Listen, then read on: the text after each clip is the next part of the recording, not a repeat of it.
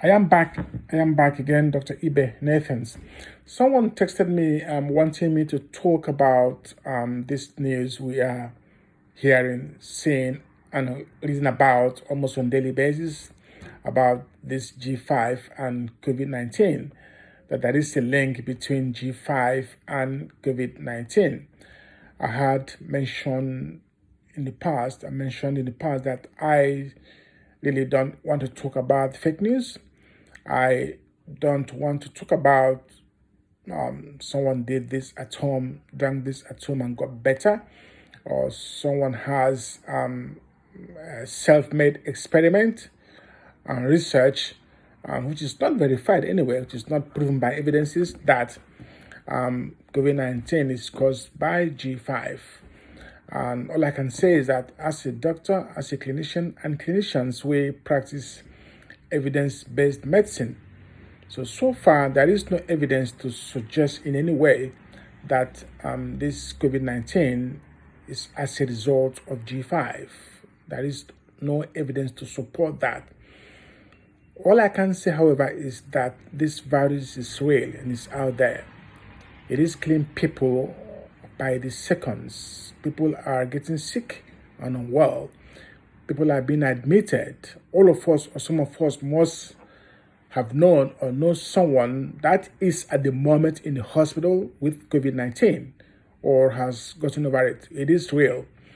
So all we can do, really, all of us can do is to obey and adhere to the advices of our government by staying home, by staying isolated, by practicing a good hygiene, and by maintaining our social distancing, because this virus is real. It is out there. And having said that, this virus has been traced, we mentioned last week, in more than 200 countries and territories. And some of these countries don't even have G5. You think about that. So some of these countries where COVID-19 has been diagnosed and confirmed don't have G5. You think about that. So far, there is no evidence that I am aware of to suggest or support that COVID-19 is linked to G5 or vice versa. And the other person said that what are the side effects or complications for someone who's been on a ventilator or life support machine for a long time? There are some side effects, I'm afraid. One may be muscle weakness. Your muscle can start wasting away, making the muscle very weak, which can affect your movement or your mobility. Then you can have pressure ulcers, being on a bed for a long period of time. You can start having skin infections, skin soreness, which can then translate into ulcers.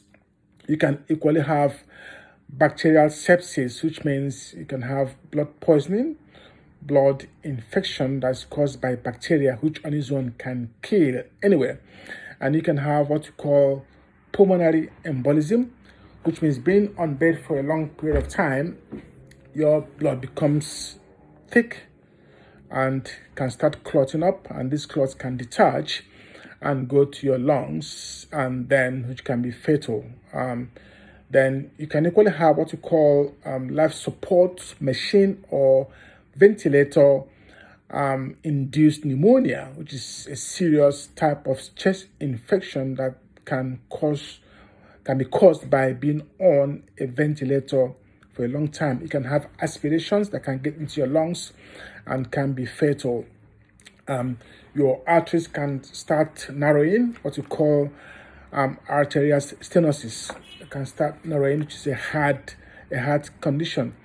And lastly, you can have what you call hyperactive delirium, which means the person can then become agitated, become highly irritable, and sometimes can even become aggressive as a result of being on a life support machine, ventilator, for a long period of time.